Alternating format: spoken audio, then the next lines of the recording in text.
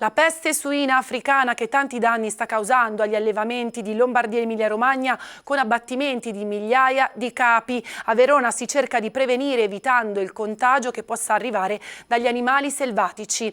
Elena Chemello.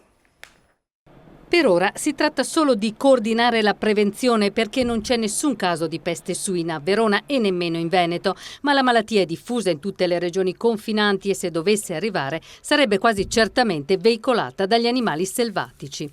Per questo è sul controllo dei cinghiali che punta l'accordo firmato a Verona da provincia e ULSS 9 Scaligera. Prevede una serie di azioni concordate per raccogliere, isolare, analizzare eventuali carcasse di cinghiali che potrebbero aver avuto il virus. Succede che il virus nel territorio, il cinghiale che raccoglie di tutto, chiaramente poi si ammala, muore, trasmette agli altri, quindi il circolo si espande.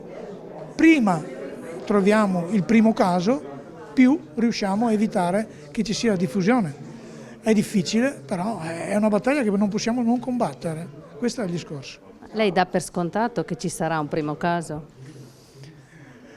Scontato no, probabile sì. La peste suina non infetta l'uomo, ma se raggiunge gli allevamenti costringe all'abbattimento di tutti i capi. L'appello delle autorità sanitarie è ai cacciatori, a chi raccoglie i funghi e a chi frequenta i boschi. L'importante però è la segnalazione da parte di chi si aggira nei boschi, perché solo così possiamo intervenire con rapidità sul primo caso, se no la diffusione diventa molto più forte. Farete anche una simulazione? Nei prossimi giorni stiamo concordando una simulazione per testare il protocollo.